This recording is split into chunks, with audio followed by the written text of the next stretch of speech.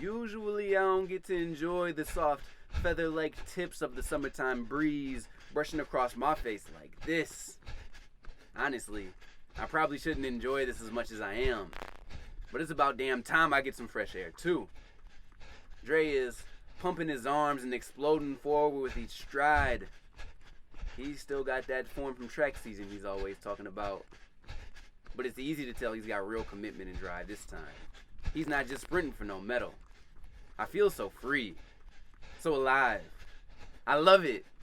The crazy thing is that this is nowhere near my first time. But it is Dre's. And this dude has the focus of a warrior. I mean, I wouldn't have too much fear if I was packing at my side either.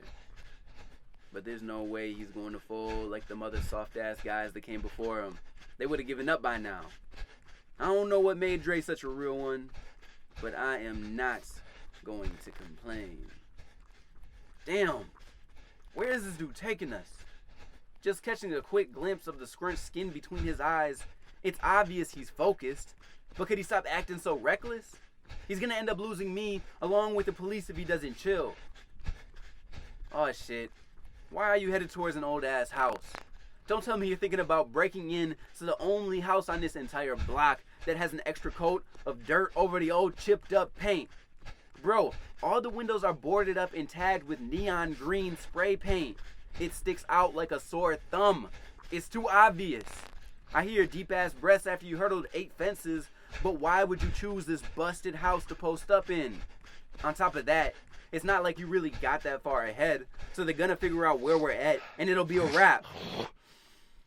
I can see you grabbing your side too.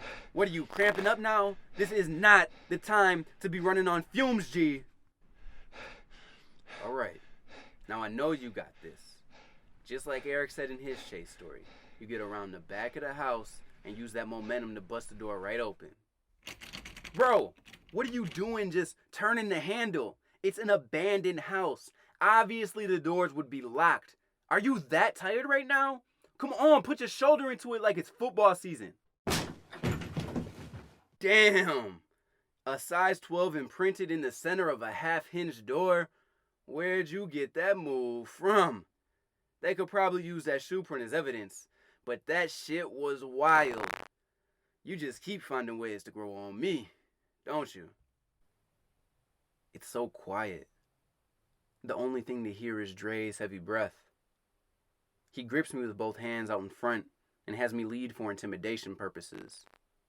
I wouldn't doubt someone all doped up being in here.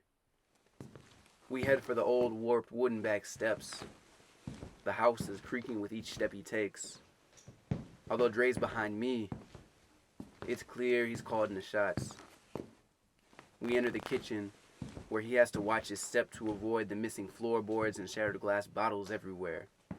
Moving through the room, I noticed each cupboard door has a thick black dust ring and are hanging from a hinge or ripped completely off. Man, even the living room floors are tore pretty bad. Every window being boarded up explains all the shattered glass on the floor and makes the room pretty dark. Other than that, there's a big wooden front door with a peephole in the center. Dre leans his back against the wall across from the doorway, and we both face it, prepared if anyone tries to enter. He's got me focused on the door right now, but I know the face he's making.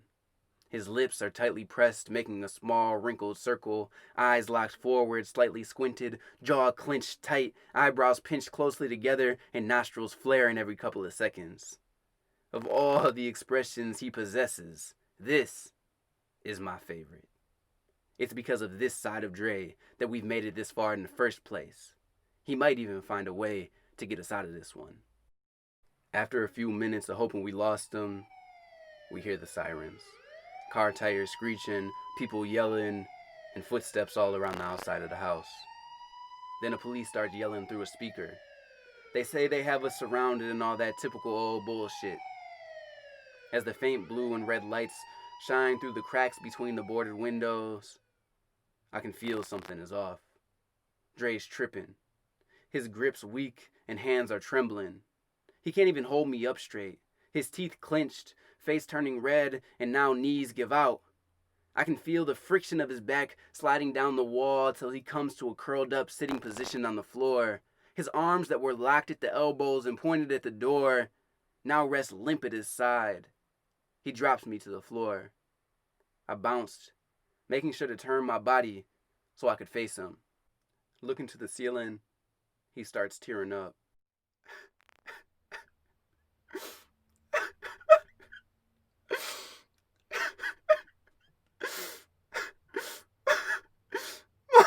Mom, Dad,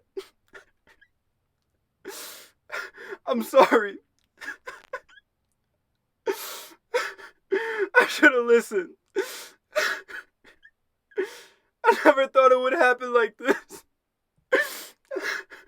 I can't do it anymore.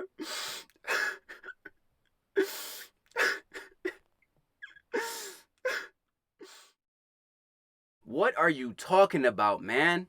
You're going to be a living black legend, whether you're caught or not.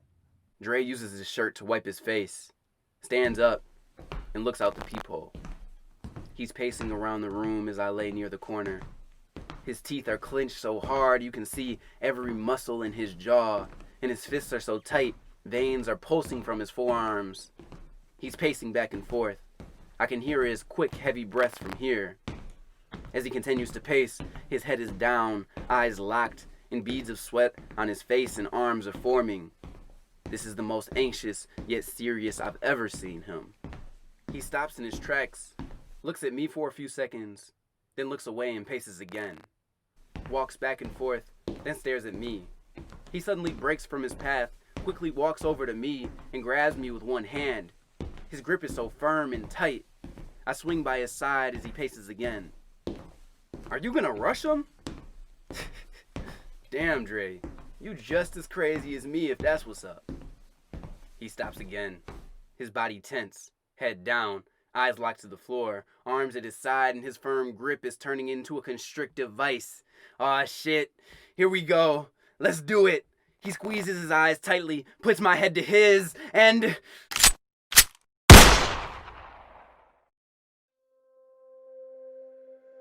His vice immediately fades.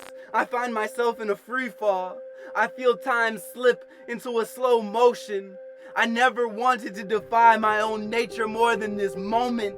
I know I can't deny what I am, but why am I forced to continue living like this? Why must I live with no control of my own destiny?